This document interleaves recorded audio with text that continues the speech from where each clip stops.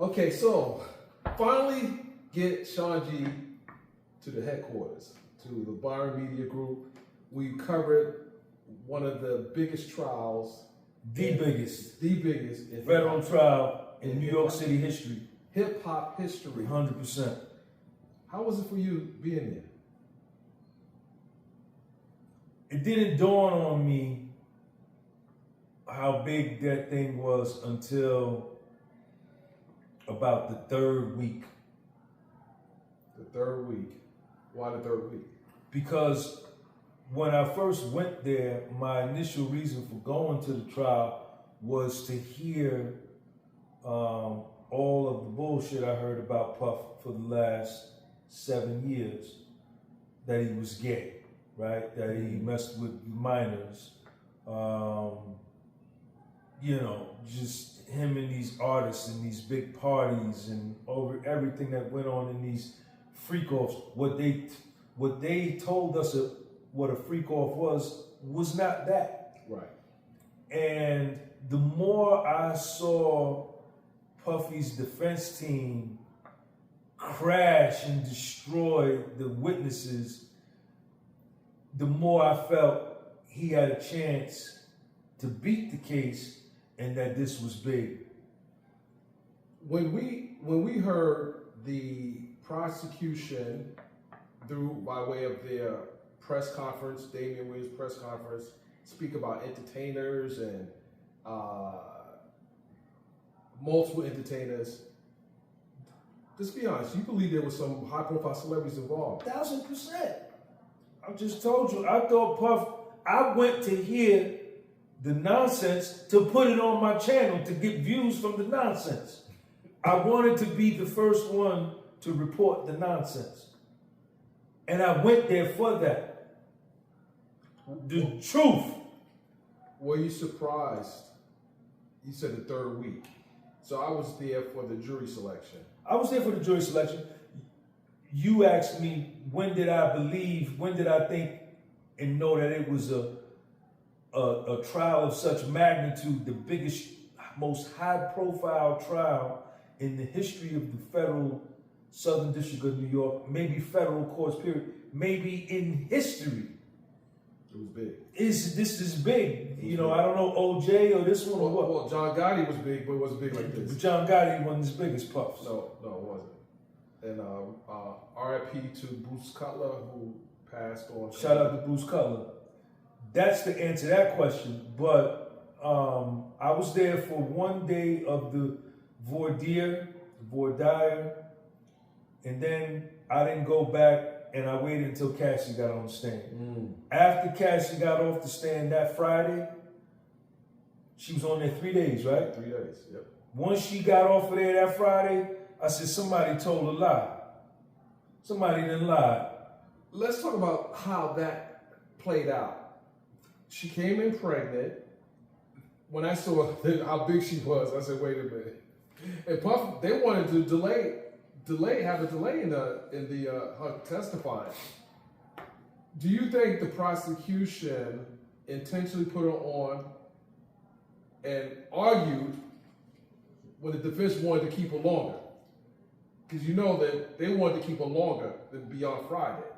But the prosecution complained, and the judge essentially wanted the defense to narrow their questions. Because, you know, obviously she had the baby, a week later?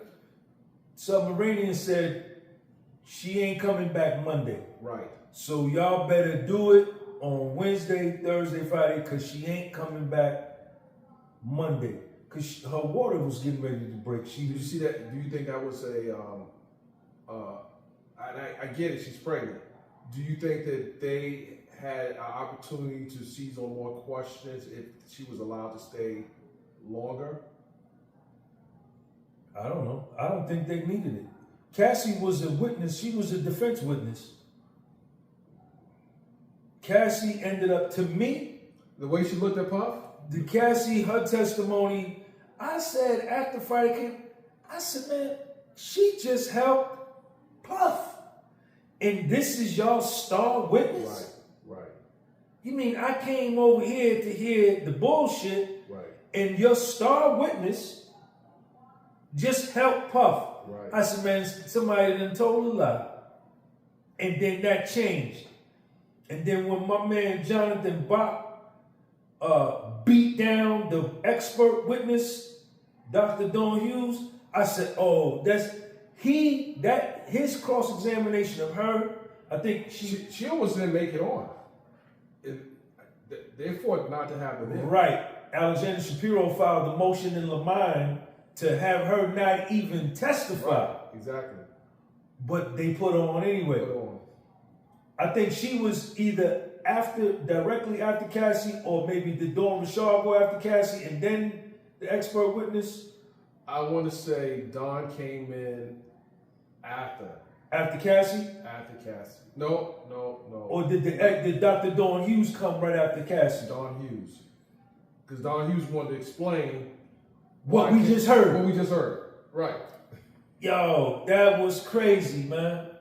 And Jonathan Bach, and then when Jonathan Bach exposed that the expert witness, you're supposed to be a blind witness. You met with the prosecutors after Tenny's opening statement, which is unethical. And she never even interviewed Cassie. She never talked to Cassie. How are you having this actual witness testify and never testify? You never talked to the patient. Never talked to the patient. Then after Cassie got off the stand Friday, you met with prosecutors again, and they want to know. She wanted another bite of the apple. To go over Cassie's testimony. Right. And y'all was emailing Jonathan Bach. The judge didn't allow that to happen. The judge she wasn't allowed to come back. Who wasn't allowed to come back? Did doctor come back? After she testified the first time, she didn't come back the second time. No. But when Cassie got off the stand, she was in touch with Maureen Comey then. Right. About what Cassie testified about. Even take this out of the motion, put this in the brief, move that comma. She's working with them and I said, yo, this is crazy. I don't know why they would use this expert witness that didn't even examine Cassie. So the jurors didn't even consider that. The jurors didn't consider her. Like, it was no reason to consider her because once they realized that she never even talked to Cassie, why would you consider her? What was another high point of the trial for you in testimony outside of Cassie? Breonna Boglin. Yes. When Nicole Westmoreland put her in a full Nelson and choked her out on the stand. Right on the stand. It was embarrassing. And Nicole was just playing with her like a mouse play with a wounded, like a cat play with a wounded mouse. Breonna, come on now. This is what Nicole was saying. Come on now. Let's be serious. You know none of this happened. And Breonna, I can't recall. When you heard the GPS, the photos didn't match up. The metadata didn't match up. Why did the prosecutors not see that was going to happen? Because if Puff's in New York, he can't be holding you over a balcony in LA. And then in Cassie's civil suit, the balcony was at a hotel, but Breonna said it was at Cassie's crib. Right. And then Cassie tried to clean it up. She had that in her civil suit where she extorted Puffy for $20 million on page 119, paragraph 102. Do you think that had the civil suit went forward, she would have prevailed? Once it's out there, right, if they would have took the civil route, do you think she would have prevailed? She who? Cassie. She did win. She got $20 million. I mean, she settled. But had that went to a jury, what do you think? You think if the allegations that she made, we know we sat through the whole trial. Probably. Because Puffy, the mainstream media and social media They did a masterful job of character assassinating him. Absolutely. He didn't have a shot. He did. He didn't have a shot. Do you think there was a miscalculation for him to decide he didn't want to pay at first, and then 24 hours later, that was powerful. I think that broke the internet. When he settled? When he settled, the next 24 hours. Listen, if Puff would have knew that he was going to have to end up hiring 10 lawyers, 11 lawyers, and sitting in a courtroom for 8 weeks fighting for his life, he wouldn't have settled. What he probably anticipated and what his He would have settled. Huh? You said he wouldn't have settled? He would not have settled. Oh, if he knew that they were going to charge him anyway. Right. Yeah, of course. He's thinking, all right, give me that. Get the money. All right, bye. And that was gonna be it. It was gonna be deaded. But Maureen Comey and Damian Williams then took that civil suit and laid it as the underpinning of the criminal complaint. Do we even know today what was in the search warrant for them to go to his house? How did they get a search warrant to go to his house? Because what was in the civil suit? Of course. Did you read the civil suit? I read it. You think the arson part, what part do you think gave them probable cause to go to a magistrate and get a warrant? Man, all of the adjectives that lawyer used, Cassie's lawyer, Doug Wigdor, Law Firm, that civil suit had on the front page, trigger warning, I have never seen that in a civil suit. warning, exclamation points, explicit language, I have never seen that in a civil suit. and when you read it, it's like Jason Friday the 13th. Yeah, it was bad. And they was coming. Once they got that, the feds was coming. The feds was coming. Do you think the apology they gave after the CNN leaked the video, which I think the government leaked it to CNN, that's just my position. I think the government gave that video to CNN and CNN leaked it. Listen, I'm saying that he didn't say that. Do you think that the apology hurt him a lot as well afterwards when he apologized about the assault? It didn't matter. He was trying to do damage control. Right. It didn't matter. They was coming. They was coming no matter what. They was coming. The feds was coming. Cassie's civil suit laid the groundwork. And, it later came out in testimony from some of the male entertainers that, they were already speaking with them, and ones that wouldn't fall in line with the narrative they didn't use, and Right. ones that would, they Right. brought them. They only brought 2 male escorts to That's the right. trial. It didn't matter what Puff did. He'd apologize or do backflips. The feds was coming. They wanted to bring him down. What did you think about what the Puncher said during the sentencing? What he said outside the courthouse. I don't know if you heard. I didn't hear it. What he said? Well, he basically said there was no coercion, and Puff should get time served. Rico said the same thing. Rico Bozan, who was getting down with Jane, he wrote a letter. I read it on my channel. He says, when we got together, we drank and smoked casually. What I saw, everybody was consenting. Them girls knew what it was, man. Them girls knew what it was. Jane starts a fight with him in the last 2 months of their relationship before the feds come. And she testified, said she pushed his head down. She banged his head into the counter. Up to that point, she was like a dopeman pitch in the front seat doing whatever he told her to do. But when she started talking with them agents, they told her, go start a fight with this nigga. And we need violence. We need violence. Do you think that the settlement that Cassie received between me influenced her to get on that stand? Influence Jane? Yeah. I think so, even though she still hasn't filed the lawsuit yet. If Puff would have got convicted on the RICO and the sex trafficking, she would have filed $10 million. Right. Instantly. You don't think it's still right for the file based on what the judge said? None of them civil suits, in my opinion, none of them civil suits, they're all gonna get thrown out. Because because Puffy got 50 months, it's not a win for the Southern District of New York. You still lost. You got beat at trial. Puffy got over-sentenced. Period. Point blank and frank. He got sentenced with acquitted conduct, which 6 or 7 Supreme Court justices now say is unjust and unconstitutional. 17 federal judges have filed an amicus brief saying that it's unjust and unconstitutional. There's no way Puffy should have got an upward departure as a first offender, 13 levels.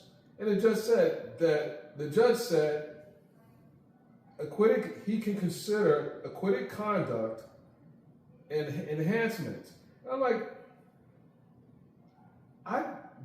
and now you have your position on the judge, I have mine. It did seem like this judge wasn't giving the defense any leeway in a lot of the rulings. I mean, what was the whole purpose of having the hearing for the new trial? And it seemed like it was a show for me. You know, he did what I expected him to do. Do you think that he had his mind made up? I know, a lot of people say he was very fair. He gave him 50 months, but there are a lot of experts that said it should have been time served. And there was a case that you talked about on your channel in the New York, when the cop in New York, ex-cop, who ran a brothel, who required his girls to pay $6,000 to $12,000 a month. A month. Got 12 months. 12 months. Got a year. And why did the feds didn't pick that up? Because he was working under the color of authority. Listen, from my vantage point, and I went to the trial every day, I saw Judge Submarinian call a fair trial. Okay?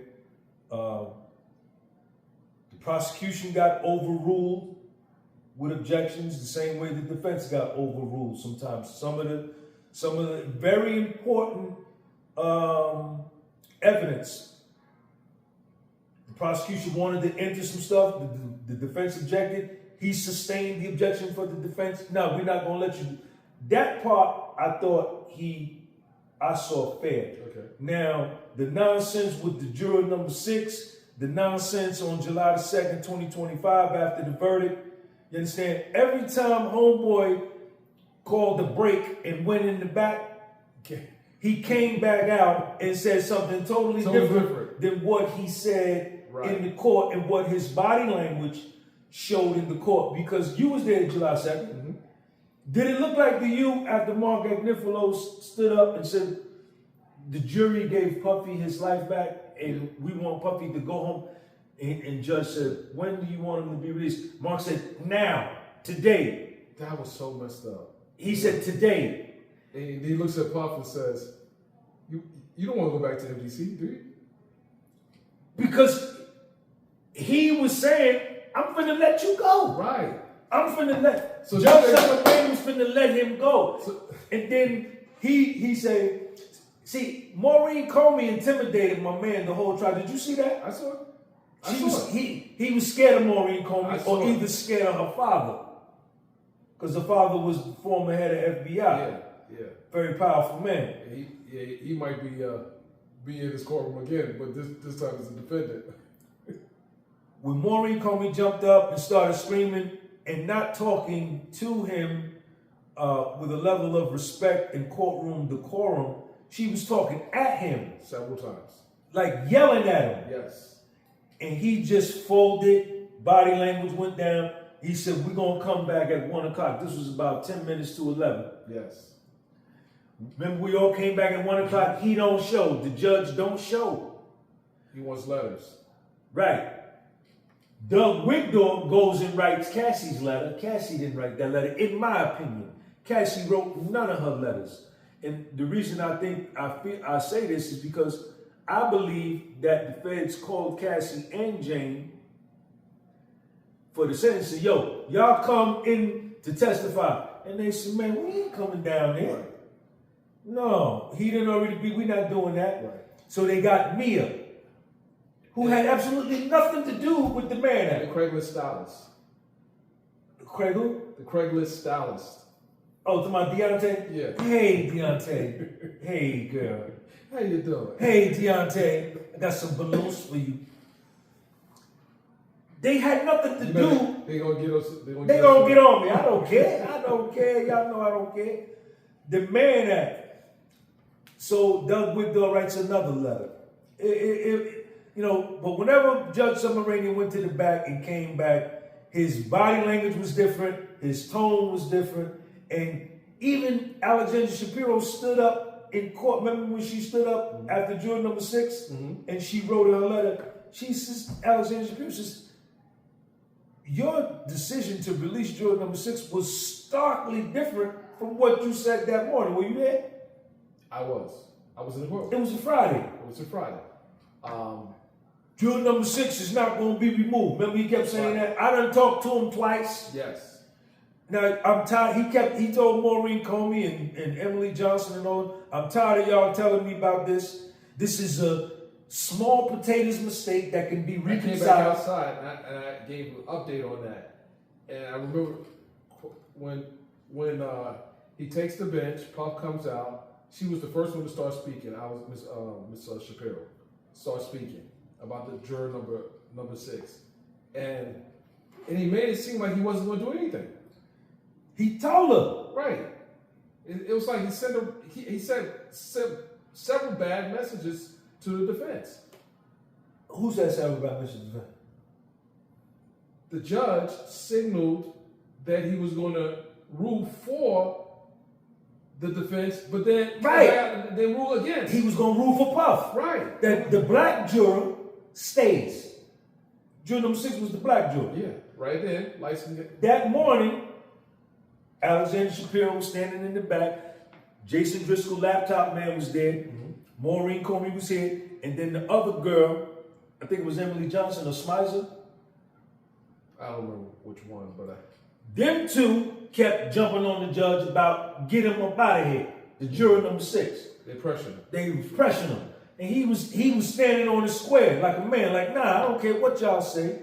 Juror number 6 is staying. And I'm tired of y'all talking about, I done spoke to him twice.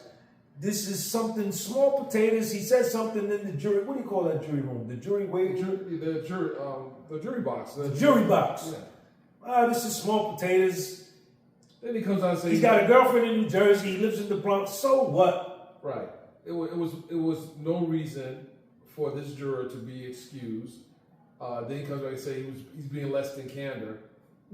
I mean, he had 2 residents. He could travel from the Bronx to Jersey. If his lady and his girl live in Jersey, if they move to Jersey, he can't go spend the night with his daughter. Then Smizer said, or one of the other assistant attorneys says, well, we need to call his job and confirm. And Alexander Shapiro stood up and said, no, hell, y'all ain't calling his job because now you are threatening him with his employment and his ability to take care of himself. They were bullying him. Right. They were bullying him. Which makes him an impartial juror. So now he's going to side with the prosecution because he don't want to get fired to take care of his daughter. And then Maureen Comey started jumping up, and then Jason Driscoll was jumping up, going back and forth with her like, man, what you saying ain't nothing. And that's when Jason started quoting that case law. Yeah, he was pretty sharp. Man, Jason Driscoll is mean. Talking about jumping up, when Jane Doe finished her cross-examination, when Maureen Comey did the recross or the redirect, she started screaming at her. It was like, this is your witness. Why are you badgering your own witness? She did that a couple of times. Maureen started screaming at Jane? Jane. I didn't even go back. After, listen, Teddy, when Puffy's lawyers got finished cross-examining these witnesses, the redirect didn't mean anything to me. Didn't mean anything. You know, and then I really, at one point, just started going to the trial just to hear the cross-examination because I knew the direct was going to be, okay, remember? But for key witnesses, you were there. I was there for all of the witnesses. Yeah. But after we were finding out, you met with them 13 times? You met with them 27 times? Yeah, 27 times. You met with them 8 to prep for the. And what's this crap about this letter she wrote for the sentencing? She wanted to speak, but then she said the defense was bullying her. No, you had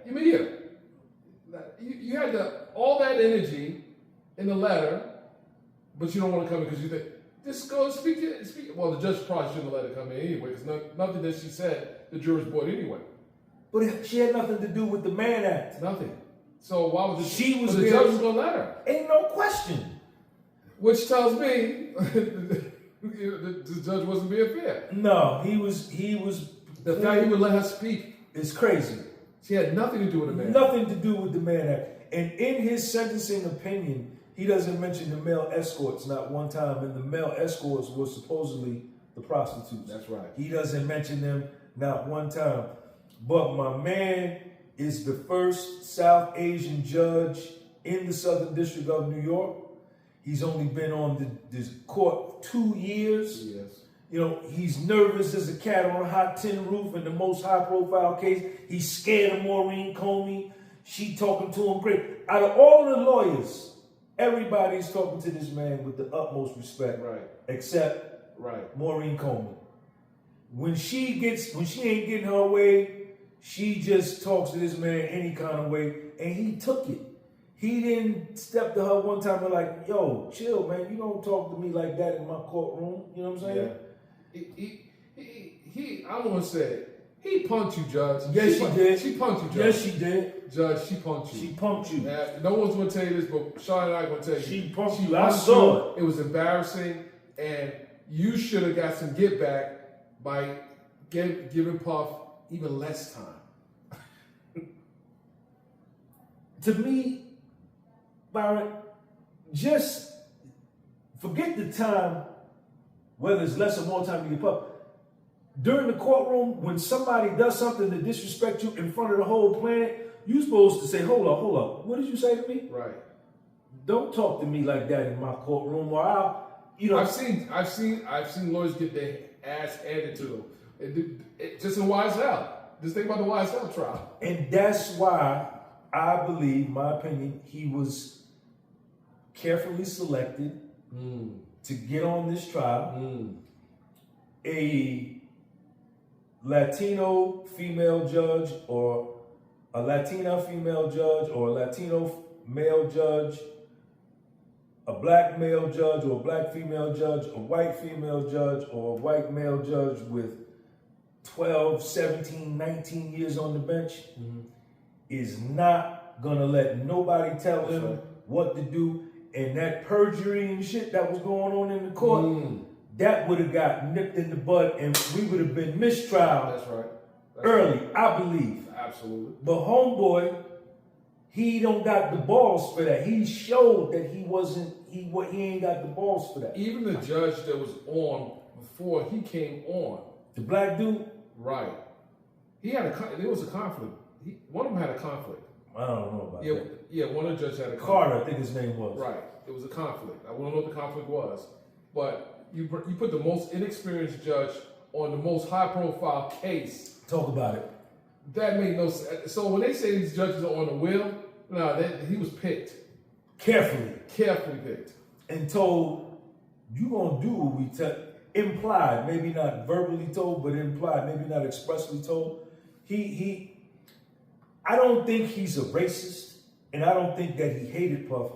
He just was scared and intimidated, and somebody was telling him what to do because they wanted Puffy convicted of the RICO and the sex trafficking to break him financially, trigger the asset forfeiture, take everything, put his family in the Salvation Army, and make an example out of him. Take his publishing, take his catalog, take his designs for the Sean John clothing, take all of his content from the TV. They wanted it all. The houses, the cars, and put that nigga in jail.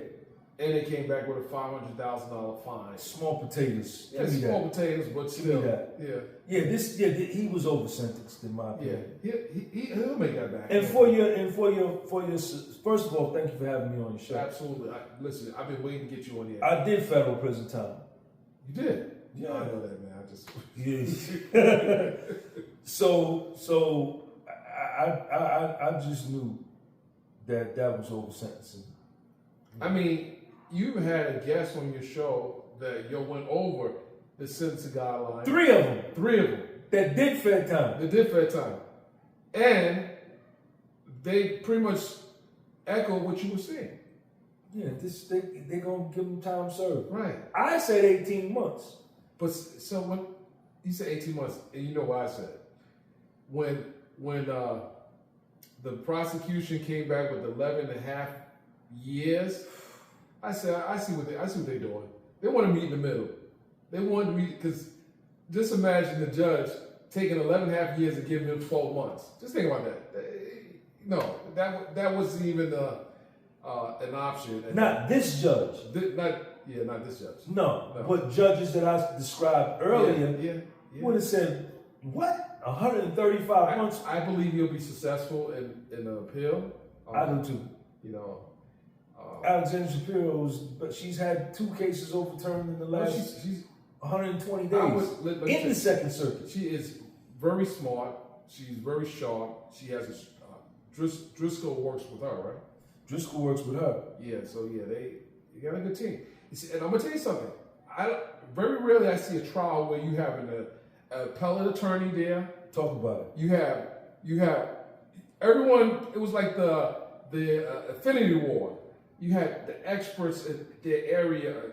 Nicole had her expertise. Brian had his. The way Brian cross-examined Mia. Oh my goodness, it was embarrassing.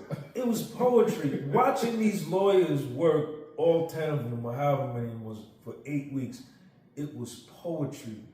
And they made the assistant U.S. attorneys, man, look like janitors, man. And you could see that these assistant U.S. attorneys held these lawyers in such awe. They held them in reverence. Absolutely. Even Alexander Shapiro, she clerked for Ruth Bader Ginsburg, as well as Judge Submaranian. Oh, I didn't know that. They both clerked for Ruth Bader Ginsburg. So whenever Alexander Shapiro stood up, she would always talk to him with respect. But she knew that I'm holding court. I know more about this shit than you do. You the judge. Right. I don't know this to be true. She may have been offered to be a judge and be like, man, I don't want to do that. Right. Because she knows case law. She's top of the line, like you said.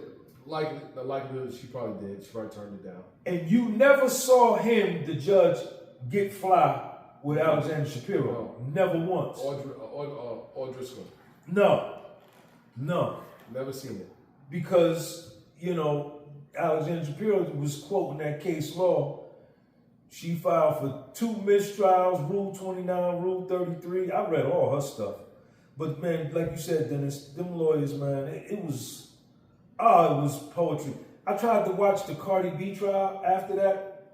Those lawyers, it was like watching the Little League World Series versus... Listen. Respectfully, you can't compare the two. Power 5 college baseball. Now, I'll tell you, I know Lisa Moore, her attorney, know well. Who's attorney? Cardi's attorney, Lisa Moore.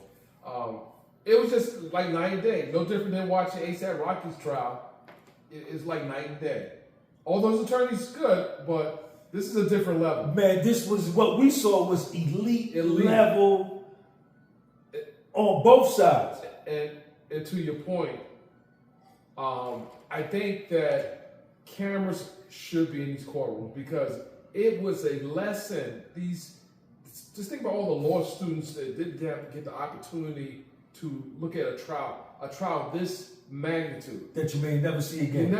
We're never going to see that. Never see nothing like that again. To sit there and watch that and just the experience and dealing with some of the outside noise, but just actually sitting there and watch these lawyers. If people could see how Nicole Westmoreland cross-examined, they didn't see that in the YSL trial. The way it was just so masterful in the Don Richards poetry, Brian Steele poetry, and let me even Xavier Donaldson. I didn't see none of his crosses. I saw his cross with Deontay Nash. Very, very good. He lined him up he lined them up, and he made sure the people saw who Dante was as an individual. He came in, they showed his headshot. He started saying, it doesn't, something to the effect that, don't I look good or something like that. They saw that this guy was very flamboyant. Then when he was leaving, he looks at the shock jock blogger. I'll just leave it at that. I ain't gonna say his name. Yeah, he was suing Puff for $10 million too. He ain't getting it. No, none of them got nothing. And I want to just say this, man, because I run down on the assistant U.S. attorneys a lot. They all are great lawyers. Maureen Comey is a great lawyer. I wasn't rooting for her in this trial, but she's a pit bull. I would be disingenuous and I would be a liar if I said that, she ain't a good lawyer. That's bullshit. She is good, and I wouldn't mind her representing me if I needed it, as well as the other girls, but they just wasn't no comparison to no Nicole Westmoreland, no Brian Steele, or no Tammy Garagos. They just wasn't. What do you think about Slavic's closing? She lost the trial for them. Yeah. With that bullshit. Yeah, Getting up there reading us a children's story. Nobody Right. want to hear that. The jurors is doing this in the jury box. During her closing. She lost the case for them with that closing.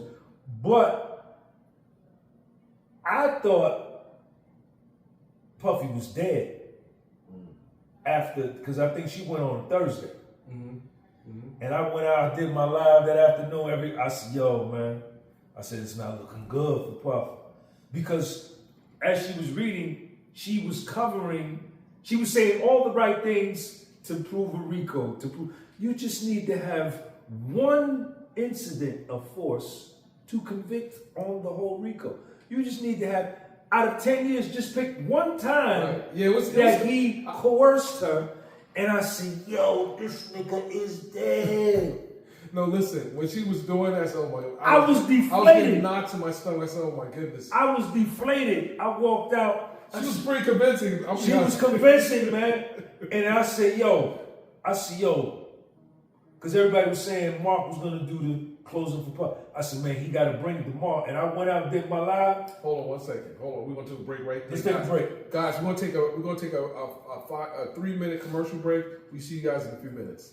Dennis Byron, Sean G.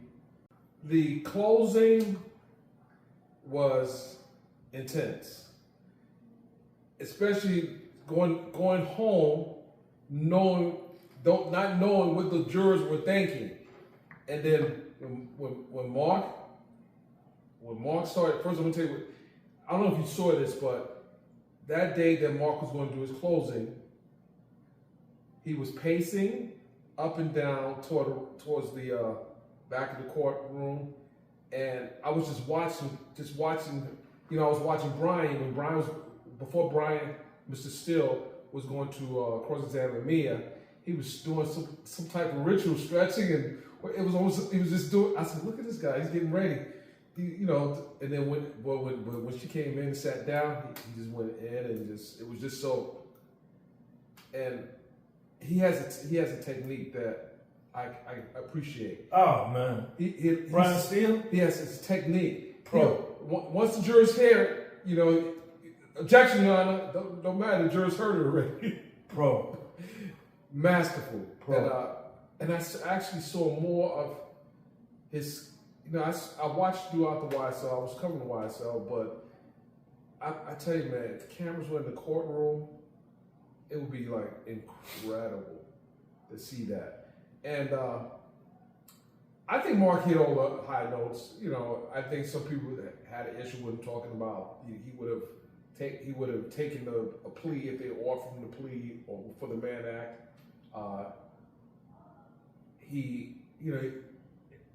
They played the video so many times. It was like that was the foundation for the case. The 2016 video, they played it so many times. They only played 13 seconds of it. But they played it. Right, but it's really a 6-minute video. Right. 6 minutes, 38 seconds, I think. Yeah, but slow-mo, speed up. Yeah, just that one loop from Cassie stealing his phone and running out. Yeah. Yeah, that's what happened. Yeah, that's what happened. Yeah, she stole his phone. Right. What was she looking for? Yeah, they both did that to each other. He would steal her phone, call niggas she was dealing with.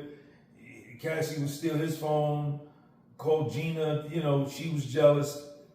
But I'm be honest, he was wild out when he kicked her on. That really broke my heart. Yeah, that wasn't good. Yeah, that right there. I was very upset about that. Seeing,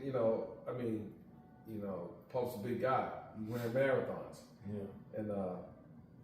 And I think that was why people were really outraged. Not with all the arson, and even the arson nonsense. They talk about the cars blowing up. We saw pictures. Where you saw a blow a car at? They had a little charred seating. Puff was never there. He was never there. No fingerprints, Nothing. no video, no photos, no eyewitness. Man, why is Kid Cudi lying?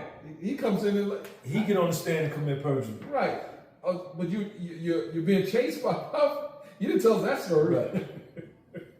That was in Cassie's civil suit too. That her lawyer put in there that Puffy blew up his car. He said that Puffy was in his house. He called Puffy on the phone and Puff answered from inside his house. And he said, "You in my house, motherfucker?" And Puffy said, "Yeah, I'm waiting for you." "All right, but wait right there. I'm on my..." Oh, man. This is what these people got on the... But then when Capricorn Clark gets on the stand, she tells a different story. Yeah, she's a liar too. She liked Puff. She wanted Cassie. She wanted Puffy to hit that like Puffy was hitting Cassie, but Puffy didn't want She told that incredible story. He comes to the outside the door with pants torn, with a gun to his... I'm like, and you open the door? Right. And you get in the car and you wait downstairs? Right. Like, she had a crush on Puff the whole time she worked there. She called him chocolate. And hated on Cassie. Oh, she ain't got no talent. Puff was smashing. He was just hitting. Everybody, even Mia. Even Mia. And Mia fronting in front of Cassie, "I'm your best friend." Meanwhile, she fucking Puff too. What a story. Mia, come on, Mia. Right. You came to testify on the fake name first. Brian Steele broke you down crying on the stand. You met with the government 31, first it said 27, then later it came out 31 times. And Brian Steele says, "Mia, why did you have to meet with the government 27 times?" Right. "So that they could understand my story." That was rehearsal. Those were rehearsals. Yeah, it was rehearsal. Rehearsals. I think 5 times would have been a lot, excessive, to meet with someone to tell your story. Listen, the truth you ain't gotta rehearse the truth with me. You don't have to. Once I tell you the story one time, you bring me back, say, "I don't know if this nigga lied." And she's eager to come back to write. She wrote a letter. Is eager to give an impact. What do you get an impact for? You're not part of it, man. Somebody's writing a book for her. Oh yeah. Probably. Yeah. That's in the work. Yeah. But we didn't finish talking about Mark and his closing. So Mark's closing, the way he's and I wish I had the transcript, but the way he talked about, first thing he said was, "You see those 2 guys sitting next to him? Those are U.S. Marshals." He let the jury know that those are U.S. Marshals, and Mr. Combs, you may not know, but Mr. Combs is currently locked up in MDC. So the 2 guys, so he let the jurors know that. So I said, he's sharing that. Usually you don't share that with the jurors because that's the whole purpose of dressing your civvies, so the jurors won't have a formed impression. So when he said that, I said, okay, let's see what else is going to do. Then he started talking about, they talked about Rico, but they never talk about how successful he is as a businessman. You never heard no one say he was a bad businessman. As a matter of fact, he paid people, young people, 3 times what they were worth. There's one person making almost $100,000, like 20-something years old. How was that abuse back in 2016 or 2018, 2015? So he started explaining, and then he talked about the family, his mother, and the children, everyone. 6 of his kids were in the courtroom, and then he started saying, "I wish I had the closing with me." He said, man. He says, the Homeland Security. Oh yeah. Went to his house. The SRT ripped off his door, destroyed his property. Yes. And you know what they found? Baby oil and Astroglide. That was funny. The world is safe. Right. When he said that, From baby oil. It was so animated. Yeah. And from what I understand, I wasn't in 26. They say the jury started laughing. Yeah, they did. I was right there. And he had them. Baby oil and Astroglide. The world is safe from baby oil. And that's pretty much what it came down to. Because that's what Damian Williams kept pumping. Yeah. But I thought I didn't even get a chance to write Mark's closing argument because I was just so fixated and glued on him. He was moving around. He was over there. He was then he was up there. Then he went and moved something on the table, back down here. He had the jurors engaged. Exactly. Wherever he moved, they followed him. He had me engaged. I was like, what? And he had the microphone on, so in the overflow, the sound was kind of fucked up. Oh, it was? Yeah, it kept going in and out, in and out. No, it was pretty clear while I was sitting there. But I said, you was in 26. I was in 26. But I said, well, Sean, it ain't for y'all in overflow as long as the jury is here. Yeah. And he was connected. He saved Puffy's life, man. He saved Puffy's life. I don't care what nobody say. You know what I'm saying? Nicole Westmoreland should have did the closing argument. Brian Steele or Tanny or whatever. No, he did. Mark is from the Bronx. He's a native New Yorker, and the 12 jurors were native New Yorkers. And that's why they got old boy off the jury, because Mark's from the Bronx. That's why they try to get. That's why they got juror 6 off the jury. Mark's from the Bronx. It was the Bronx connectivity. So, that's a guy I never thought about that. Yeah, Mark's from the Bronx. You see, I didn't know that. You just brought that Mark's up. from the Bronx. So you had a native. Oh, you know they was connected. Oh my goodness, I didn't know he was from the Bronx. Yeah, that's it. That was it. You had a native New Yorker lawyer, the lead lawyer, doing the closing, talking to 12 New Yorkers about how stupid this case was and how stupid everything you just heard for 8 weeks is about Astroglide and Baby Oil. And he was animated like a New Yorker. Did he curse? I think he even... He did. He cursed. He did what he had to do. He talked. Slavic got up there and stood in one spot and read like a 4th grade teacher, right? Mm-hmm. Didn't move. Stood right in front of the jurors. And with the RICO charge, you just need to find. And Mark couldn't sit still. But I like what you was getting ready to say when you said Mark was pacing up and back before he started. Yes. What were you gonna say? He was pacing back and forth. He started talking to some of his colleagues in the back of the courtroom in the corner, and I watched him. Because everyone was like, "This is the closing. This is it. This is right here. This is getting." And this is the 2 free throws. I'm watching. We down by 1. We need both. Ain't no time. It's .1 on the clock. And Mark, go shoot these 2 free throws. Man, when he started, I said, "Oh my goodness, this is so." And I gotta tell you, to get a seat, I had to literally fight for that seat in the courtroom. It was so bad. They stuck me in the corner because you were in the courtroom. So I was in the media section in the last seat in the back. On the last pew? The last pew, watching I was seeing the jurors and everything. And it was I don't know what they had going on, but they were not trying to let people in. I'm saying, no. I was here. My colleague from Court TV, Julie Grant, she was trying to get in. I wanted to make sure she was getting in. She got in, she got her spot. I got my spot. I wanted to make sure she was good. Then when I got my spot and I started watching him come in, and he talked to all the lawyers in the front, and then he went to the back. I'm watching. He's not reading your paper. He's not reading papers. This is off the top of the dome. He's freestyling. He's not reading nothing. I'm like freestyling. Like, what you doing today? Right. He got some shit written down that he goes back to every 6 or 7 minutes. Okay. But after that, it's a freestyle. He freestyled.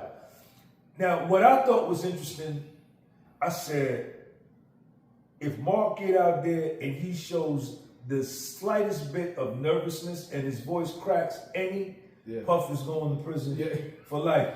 So what they did, I think Judge Moranis says, Mark, are you ready?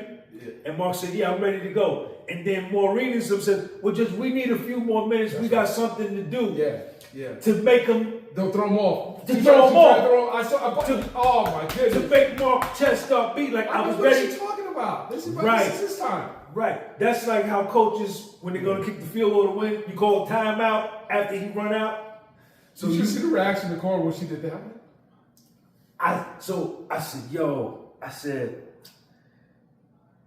all I'm listening to in the overflow is, if this motherfucking voice crack, Puffy is dead. Yeah, but so that was an interesting play they tried. They tried.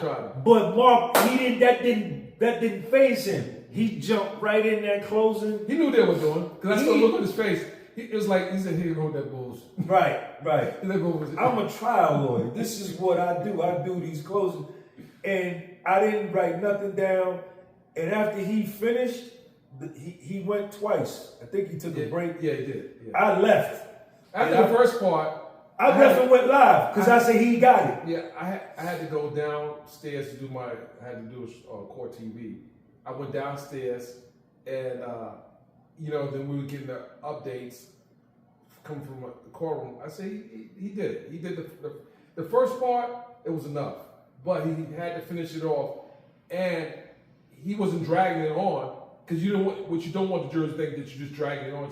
Now, everything he had substance to it. It was nothing that, you didn't have to say that.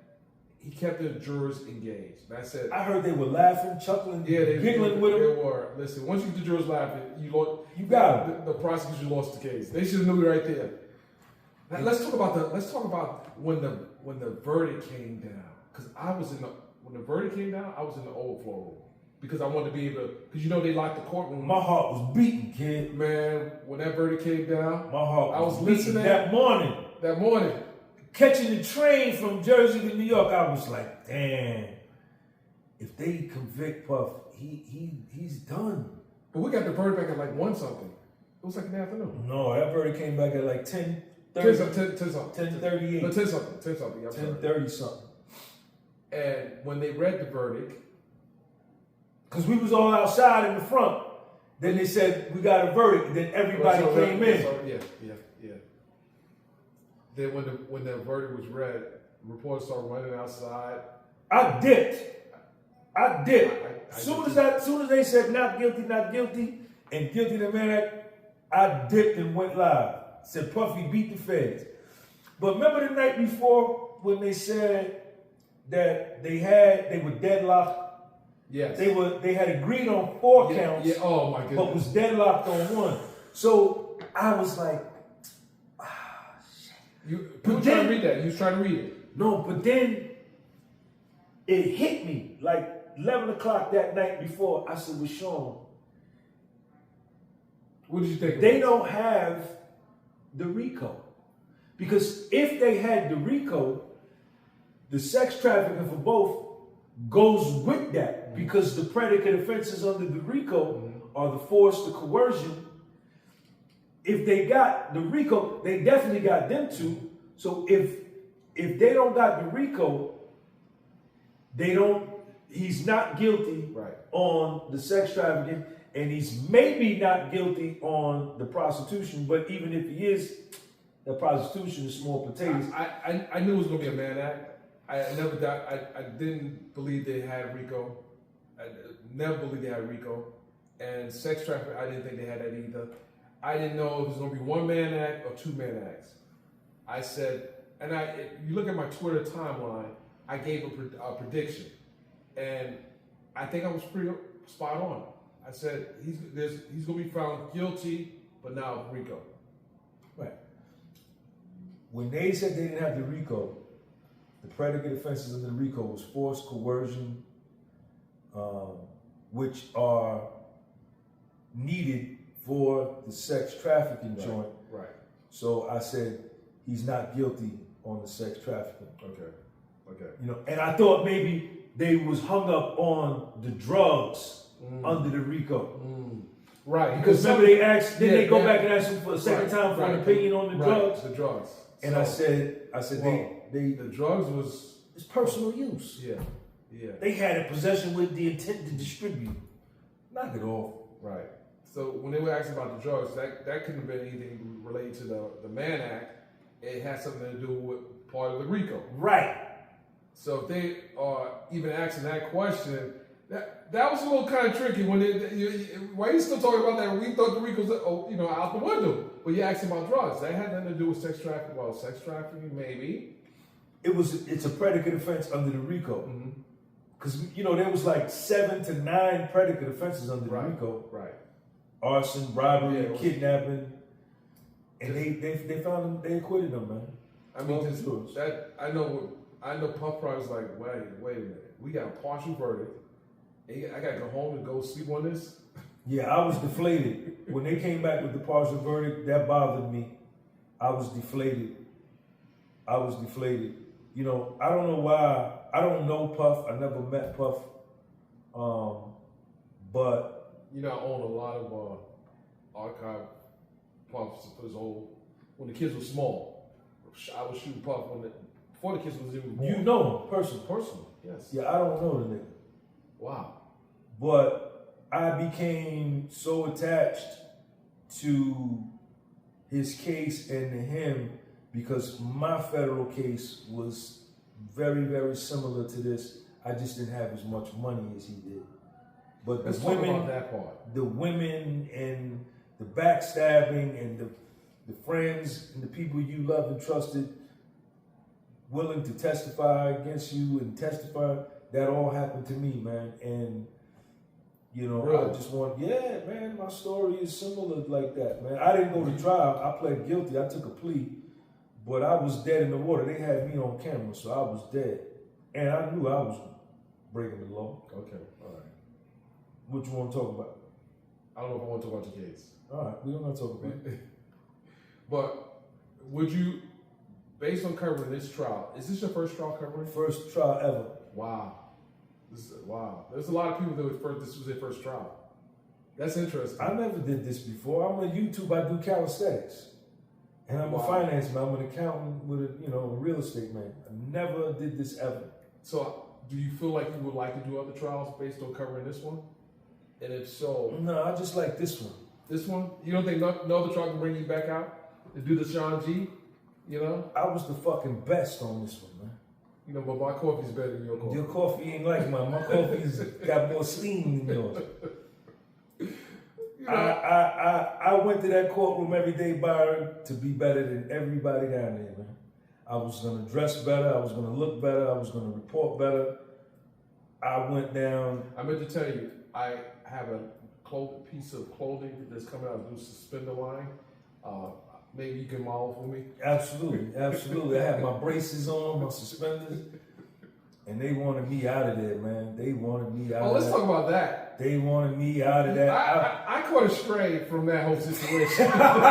You caught a straight bullet? I caught a straight bullet shot. They were shooting at me? They shoot at you, man. I got in the way. They called. Tell them what's up. Oh, my goodness. So there was a day that I didn't show up, but it was like I was there. Apparently, there was some talk about someone released a witness's name. Mia.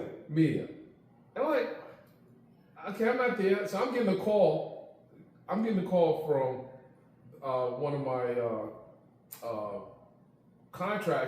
contractors, well, not contractors, one of the companies I deal with, TMZ. They called me up and said, "What? Did you get kicked out of the courtroom?" I said, "No. I took the day off."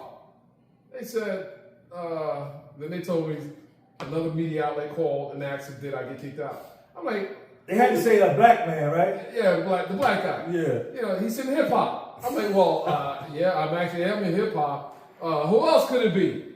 So the other colleagues, I had probably about 10 calls.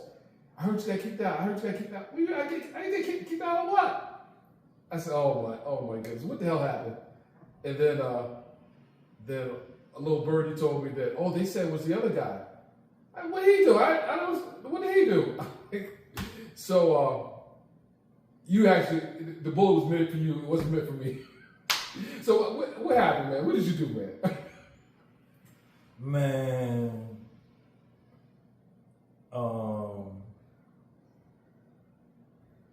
I had paid I had paid $120 to this white dude to sit out there in front of the courtroom all night for me to get me the first spot to go into 26. I went into the 26th floor one time. I just wanted to see Puffy. Okay. So I paid my man the $120. I gave him 60 the night before. Then I gave him 60 the next day. He had the first spot for me. So I was the first motherfucker in line. Okay, that was in John. So we go in. Tisa Tells beats me through the screening, you know, where they do the beep, beep, beep. Yeah. You gotta give away all stuff. Mm-hmm. So then, you know, you go stand in the hallway for the marshals to come take the first 7 and then the second 7. So now she's number 1 and I'm number 2. Okay. So I'm sitting there chilling like Matt Dillon, ain't robbing, ain't stealing, minding my business. And Tisa Tells, good morning. How's everybody doing? Just talking to everybody, and I'm like, yo. Wait, hold on. What I'm talking to Tisa told, she went on live and said I was living in my car. She on the Citizens Day, Tisa, I don't live in my car, Tisa, for the record. And that was just funny. Did you see the clip? No. No, I gotta show you the clip, but I don't know if I should share the clip. Anyway, go ahead. I'm sorry. So she, like a day or two before that, her and another black girl reporter, I think from CBS or ABC, they was just like, the girl from CBS, what's her name, Jerica Duncan? Yeah, Jerica, yeah. She came, she got them filming me, taking pictures of me while I'm out in the front doing my thing.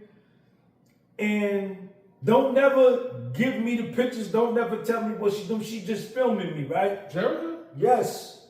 The one that's down with Gayle King. Yeah, I know Jerica. Yeah. You come to R. Kelly in Chicago. Yeah. So, hey, Jerica.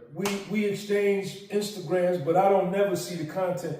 So now I'm hearing Tisa Tells is making videos about me, and they calling me the hip-hop journalist, the hip-hop YouTuber or whatever. So now I'm watching Tisa make this video. I ain't never said nothing to this girl or nothing about this girl, but she's making videos about me first. So I'm like, bet, you want to battle like that? Bet. I go to the crib, I make a video about her, but I don't release it. So we stand in the line. She's in front, she's speaking to everybody, all that old nonsense, and she turns to me, she says, well, what do you think about the Puffy trial so far? This is after she did videos on you? Right. Oh my goodness. And I'm like, I said, I'm down with Puff. She got out of line and went to the back and started talking with people in the back. We go upstairs. This is the day Mia is on the stand and Brian Steele is cross-examining. And we go outside. I get word that one of the black girl reporters from ABC or CBS went and told the marshals, why is he in here? Talking about me. And then I go home, I come back the next day, people start coming up to me like, yo, Sean, did you say Mia's name on your channel? Did you dox Mia's name? I said, no. Come to find out, Tisa Tells is the one that said the girl's name. So I make a video of that showing that she's the one, because they trying to blame me. So some people that were in 26 with you came to me and said, Sean, they were talking about you. Maureen Comey and Judge Submarinian were talking about you in the court. That was, when I went in there, I'm gonna tell you something. The day I went in there, because it was supposed to be it was supposed to take some type of action. So when I went back in there and sat down, people started looking at me like they thinking it's me. I'm like, I'm sitting here. So the marshals already know who she's talking about. So they didn't say nothing to me. They didn't give me no screw face look or nothing like that. So I said, okay, it ain't me. So they were talking about me, and he was saying, we'll put it in the email, and they saying like, oh, he goes live in Foley Square, which is where I always went live. So after that, Every day I got up in the morning to go to the court, I said. So you went live by the FBI building? I went live right in front of the state Supreme Court, the federal court, Okay. in the Southern District of New York. Yeah, I guess that is the FBI building in the Okay. Southern District of New York. Okay. They probably in there. Every morning I would walk from the World Trade Center to the court. I said, they gonna kick you out today, nigga. You ain't. Yesterday was your last day. They not gonna let you in. And I would walk up to the door, my heart beating, and the marshals that were down doing this checkpoint, they all would greet me, good morning, dap me up and let me go up. I said, well, I guess I ain't getting kicked out today. You know why you get kicked out, right? Because they would have to kick her out too. Right, they would have to kick Tisa Tells out too, because she was the one that really said that girl's name. You know, they can't keep their own team out. Yeah, I wonder how she got down there and paid a security guy $500 a day for 8 weeks, armed security, and hotel. I wonder who was paying that for her. Or was she paying that out of her? You know, some of us must have had real budgets to do that. Yeah, You know? but they was trying to get me out of there, man. I was the fly in the ointment. And, you know, Puff don't owe me nothing, man. Puff don't, you know, all I want is an interview. He don't owe me nothing. But I think that I was the main one that resuscitated his public opinion image and changed the narrative on the public opinion social media tip. And I said, I think my song helped somewhat as well. I'm sure you heard the song. I didn't hear it. You did it? Oh, you gotta hear the song, man. You gotta let me hear the song. Because I think now, I said, Sean, man, nigga, if you didn't go down there, in the whole world, all they had to hear for 8 weeks was Tisa Tells, Nancy Grace, Megyn Kelly, TMZ, Pierce Mo. Puffy would have been dead. Because they would have been able to say anything. Because those media outlets never reported on the perjury. They never reported on the prosecutorial misconduct. Right? That was me. That was me. How about that? When they thought it was big news, the report that the judge chastised Puff for looking at the jury reacting. The jury. Yeah. They made that a headline. Like, right. Really? Right. You think that's a headline when the guy's fighting for his life? But it was the unbalanced reporting. It wasn't balanced reporting by no stretch of the imagination. And there was some of us just, you know, told it the way it was. It came out, we listened to the testimony, it came out reported. No, we didn't put no fluff on it. If she did bad, she did bad. She did good, or he did good, we'll talk about it. They were initially giving Xavier Donaldson a little heat, but he can't, you know. Who was? Some of the, I guess, bloggers that were reporting. But I think he did really good. Everyone served a purpose. Everyone served a purpose. They won. They won. Everyone served. They saved his life. They sure did. Xavier Donaldson saved Puffy's life. Right? Yes. Jason Driscoll saved Puffy's Absolutely. life. Anna Escobedo. Tenny Garagos, Mark Agnifilo, Brian Steele, Nicole Westmoreland, Jonathan Bach. I don't give a fuck how you feel about them or what you think they could have done. They saved that family. They saved that family's legacy and they saved that man's life. That's right. Because that man was going to get life without the possibility of parole. Hands down. Mandatory minimum was 15 years. I heard they offered him 30 was the Same 30. Yeah, they offered. They offered him 30 was the plea. That's what I heard from somebody in 26. He wasn't taking anything less than the salt and casting. Or just the man act. I'll take that. But I'm not taking. Yeah. You gonna take all my stuff? Yeah. That was crazy, and it was obvious that Damian Williams was doing too much of that press conference. Just play. You ever play back that press conference and just listen? It's crazy. It's crazy. All he talks about is baby oil, 900 cases of baby. So what, man?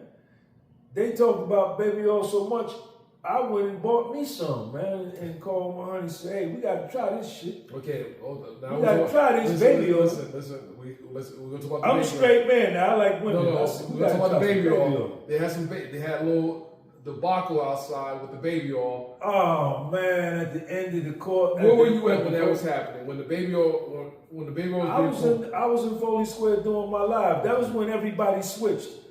All the rock jumpers. Nobody was for Puff in the beginning. And all of the dudes that was celebrating, all the people, they wasn't doing that the first They weren't doing that. They weren't. Hell no. So they switched up. Man, they rock jumpers, man. I was the only nigga there that was down with Puff from the first day people stopped speaking to me, man. They stopped speaking to me and called me hip hop YouTuber and kick them out the court. If I don't report that case, man, Puffy may not have got it. Because you know what I started to do, Byron? I started to think. I said, yo, Sean, why didn't they sequester the jury? I asked the same question. And for those of y'all that don't know what sequestering the jury is, that means put the jury up in a hotel for the 8 weeks, take the TV out of the hotel. They got no cell phone, no radio, or it's like they're in prison. You wouldn't have lost juror 6 either. Right. Right. But they let the jury go home every day with their cell phones, their computers at home, and the TV. And watch all the headlines. And watch all the headlines, and they was bad. Bad headlines. But I said, Sean, one of these motherfucking juries is watching you. They get one, and I started doing my reporting in hopes and as if the jury was watching, because I know the jury was going home watching TV Towers and saying, that ain't what happened in court today. Even though the judge admonished the jurors, told, not to look at it. He said it every day. Every day.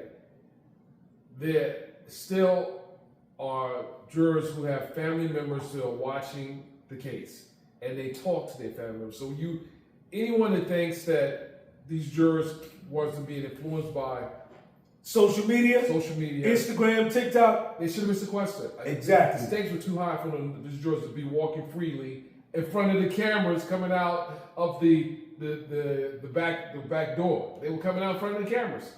The jurors are all on the cameras. Even the judge walks in, TMZ catches the judge running up. He stopped doing that. They call him one time, he stopped running up, coming in with his backpack. After that, you don't see him no more. That was a part of their strategy.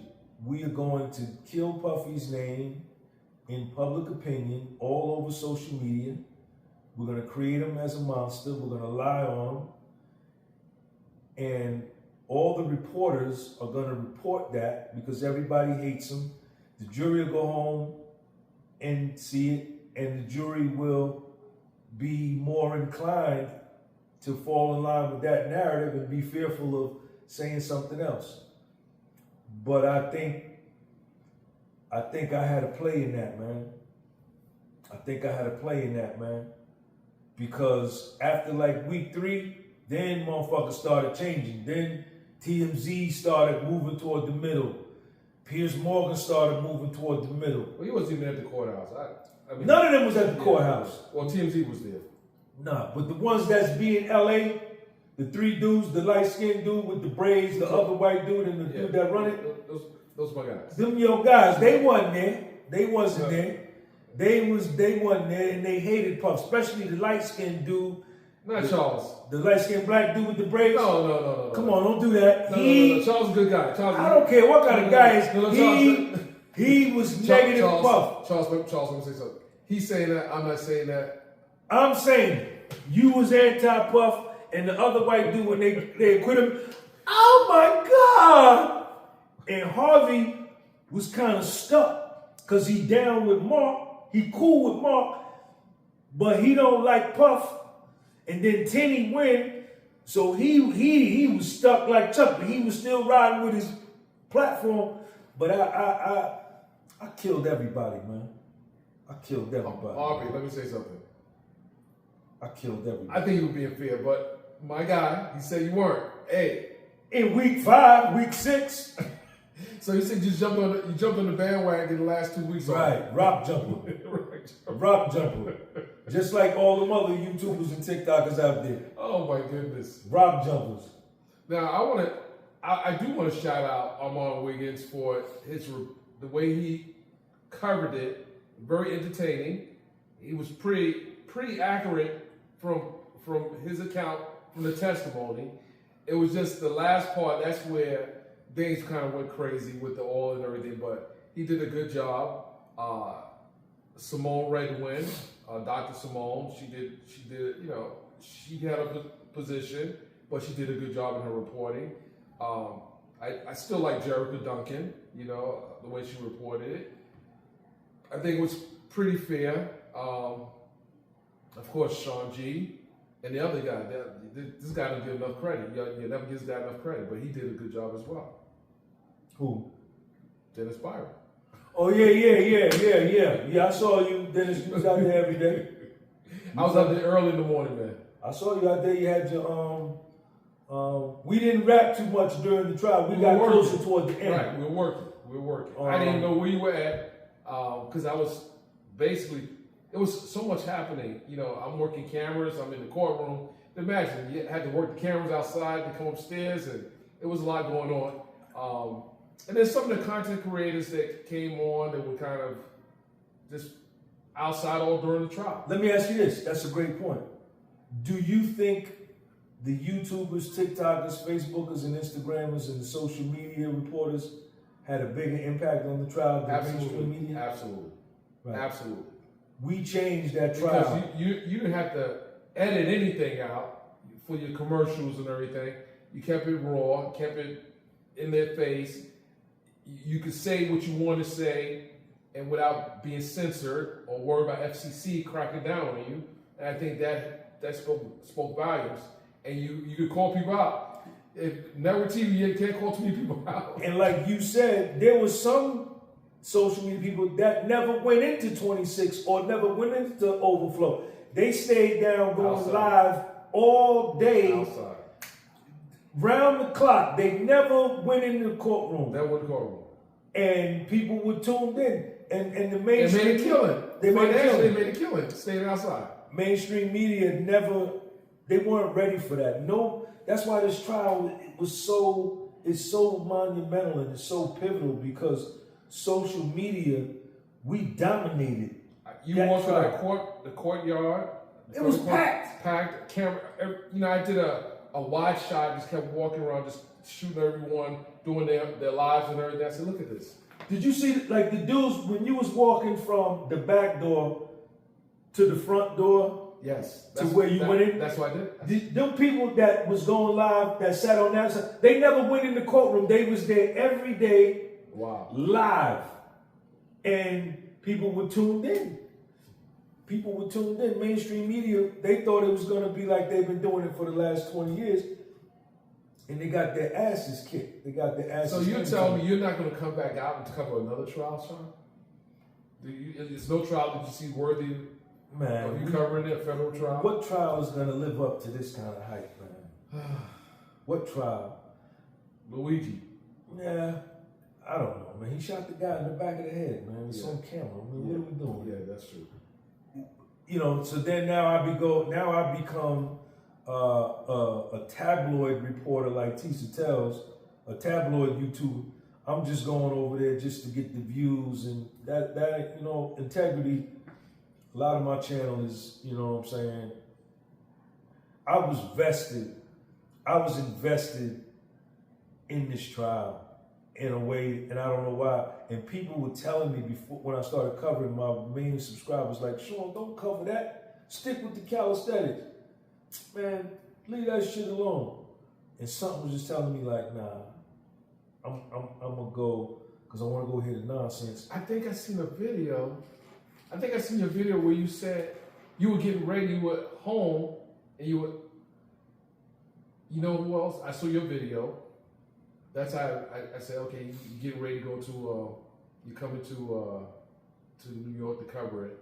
And there was the Mango Girls. You saw the Mango girls that were covering it as well. They were doing too much. The Asian, you saw the Asian girls. You didn't see that. I heard about them. Yeah, they dropped out. I think they didn't stay the distance. They didn't go the distance with the trial. People were discouraging me in the beginning to not cover this trial. And, you know, as a YouTuber, you notice that we make money off our views. And I didn't get, my views were always about 20 to 25% of what the other major YouTubers that had my size platform, because I was anti-Puff. Excuse me, I was pro-Puff. If you were anti-Puff, your numbers were magnified. Right.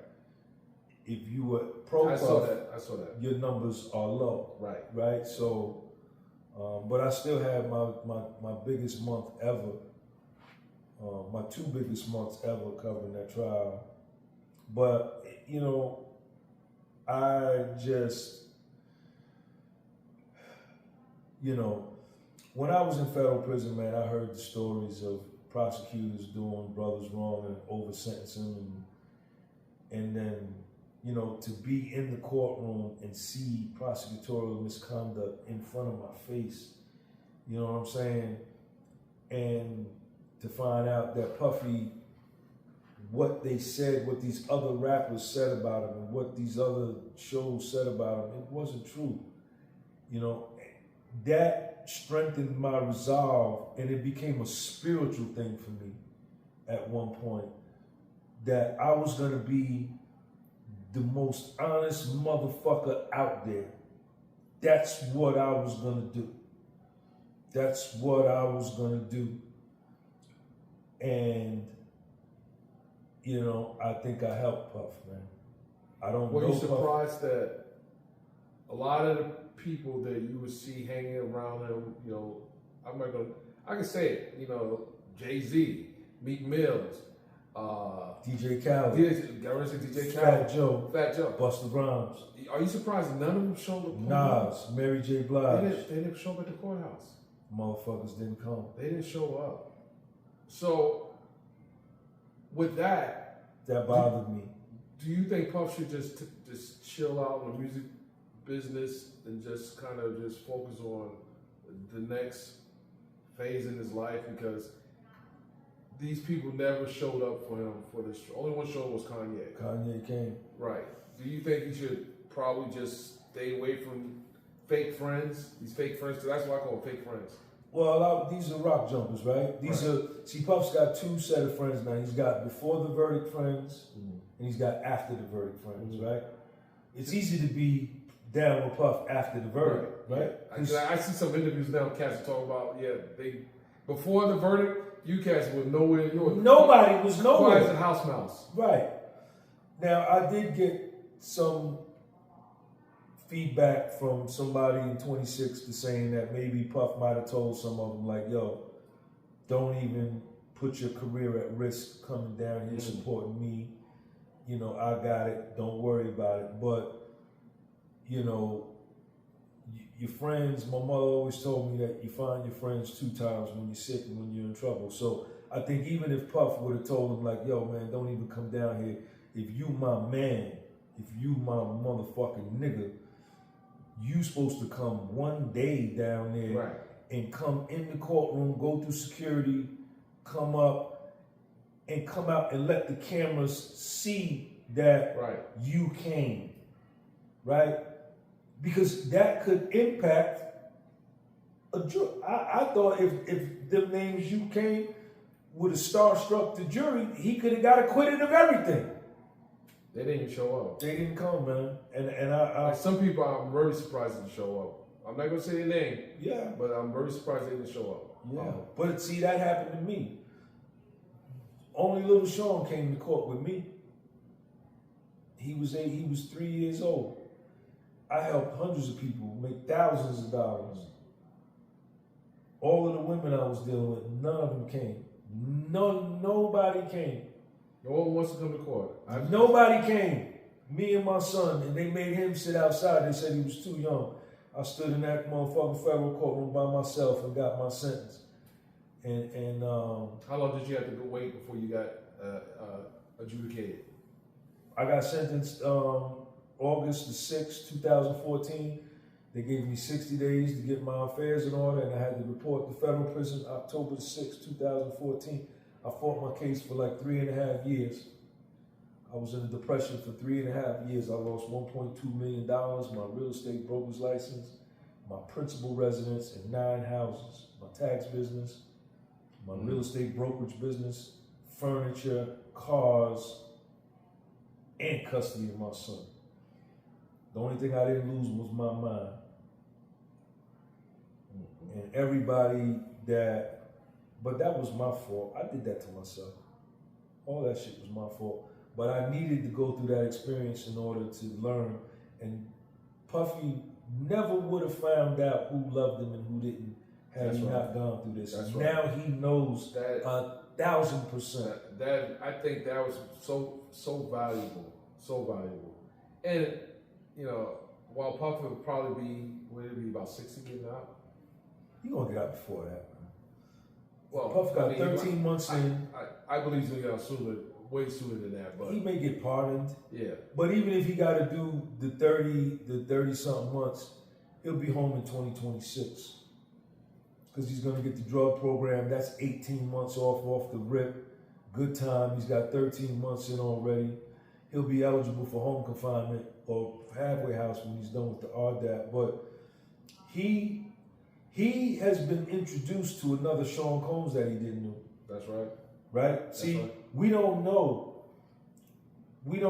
about the times he maybe almost had a stroke from the fear of getting life in prison or having a heart attack on the bus, shackled on a van like this or like this, facing life.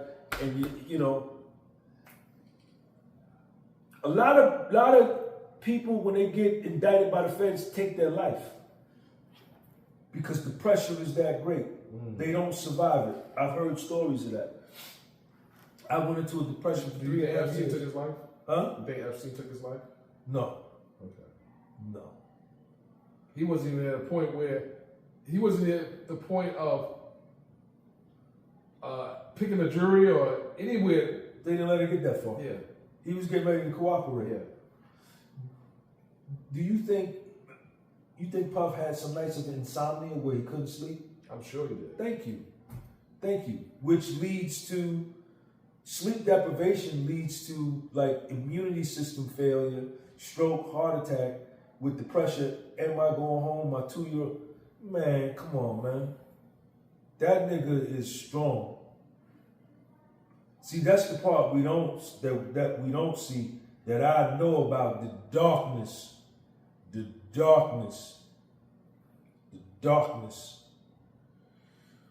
So, but he know now. What do you think his first 60 days in prison would look like? Does he go? If he gets designated? Once he gets designated, not if he will get designated. Yeah. What do you think his first 60 days is going to look like inside? Well, the first day he gets there, he's going to go to R&D. They're going to dress him out. They're going to give him, well, he'll probably have his uniform, his jail suit from MDC. He'll go to his unit. He'll hit the compound. He'll go to R&D. They'll process him in. They'll send him to a unit. And when he gets to whatever unit they send him to, the New York and New Jersey niggas are going to go and introduce themselves to him. And say, what up? They're going to give him shower shoes, some sweatpants, sweatshirt, shorts to work out in, a suit, and they're going to let everybody know Puff is fucking with us. And I think Puff goes into any prison in the federal system with massive respect because he went to trial and won. Right. And he didn't rat. Right. So you can send him to a USP, Bloody Beaumont or Allenwood or Big Sandy, and the New York car is going to claim him. But even the other inmates, the White Aryan Brotherhood, the Mexicans, the Chicago Card, the Texas Card, the DC Blacks, they gonna look at him and say, that nigga went to trial and he beat him, he didn't rap. So for that alone, stamp, good. But then from there, he's gonna have to survive. But being extorted and that kind of thing, that's not happening. They respect them. They were covering the trial. The inmates in federal prison got cell phones. They're not supposed to have them, but they have them. They were watching the trial. They saw everything. They have Pacer accounts. And they have TVs. Right, but they have Pacer accounts where they download your paperwork so that they know if you ratted or not when you get to the compound, or if you're a chomo or child molester or whatever. They know. No. So right, the warden don't run the prison, it's the inmates that run the prison. Absolutely. So Puff is gonna be good. I think it'll be a good experience for him. I kind of hope he does make it to a yard, because the more he's away from his family, When you say make it to the yard, get designated. right? Why would you think he's not making it? He'll get pardoned. Oh, okay. Well, yeah. Well, I mean, Right, like I hope he doesn't get pardoned yet. I hope Puffy doesn't get pardoned yet. I want Puffy to get designated and get sent to a low. we don't endorse that. Go ahead. And get sent to a low. Why? Tell us why. Because that's even more of a stamp for him. And Does he need to stand? yes, he does. Because the time MDC was. Yeah, but MDC is a jail. He was in one room the whole time, you know. But if he got to a prison yard, you know, this is going to be even more time. It's going to be another spiritual experience for him. Prison, I don't recommend prison. I don't encourage prison. I don't want you to go to prison.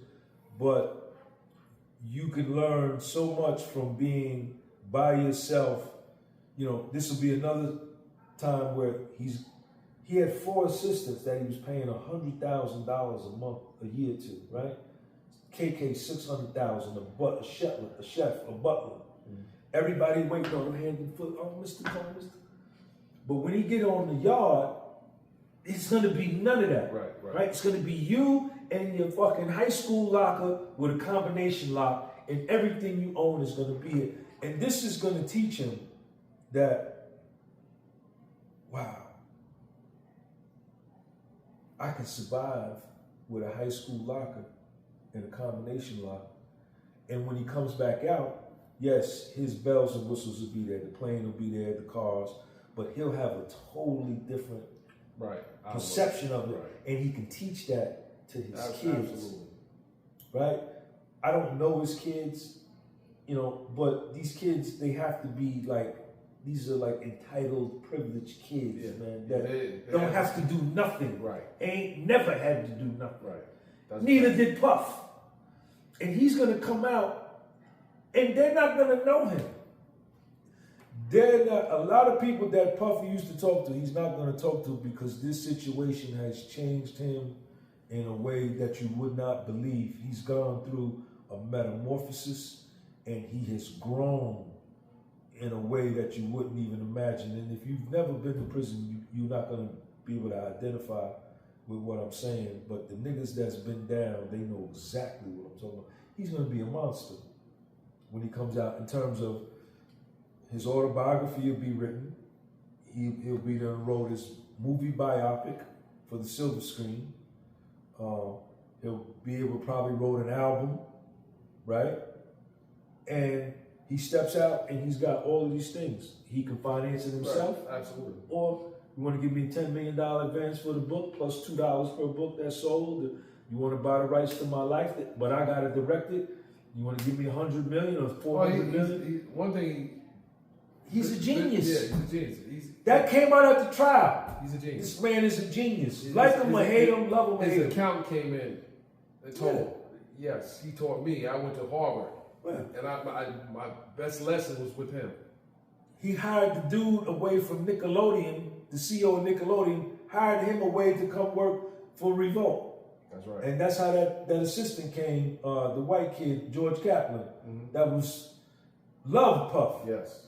Yes. This dude, you can love him or hate him or whatever, say what you want. The man is a genius. You can't deny it. If you are, you're being disingenuous. Sean, let people know what you got going on, how they can reach you. We about to end this, ladies and gentlemen. Well, this is the podcast. That's your camera right there. Which one? That big one right there? That big one right there. That's you right there. Yeah, this is the podcast with Soul. I'm on Spotify, the podcast with Soul, YouTube, the podcast with Soul, TikTok, the podcast with Soul, Instagram, the podcast with Soul. And 2 people approached me at the trial to make a documentary about the Puffy trial, which with me as the central figure. And I didn't want to do it because I got to get Puff's permission to do that, to talk about his family and him in that way. And I ain't spoken to him, so I turned him down. But I think I'm going to start shooting my own shit, and maybe one day if I get to meet him, I could get his blessing to put that together. And so that's what I'm doing, man. Go on my website too. Go buy some of my stuff. Hurry up. Go right now. My stuff is better than everybody else's. My hoodies, my hats, my shirts, everything. You can get this shirt. The podcast was sold.bigcartel.com. And my coffee is better than yours. We'll hold off on this coffee. I'm Dennis Byron, here live at the Hip Hop Inquirer, Byron Media Group Studios with my man Sean G. You can follow us on hiphopinquirer.com, on social, Hip Hop Inquirer, on Twitter, formerly X, formerly Twitter, at Mr. Dennis Byron. You can follow us across all platforms.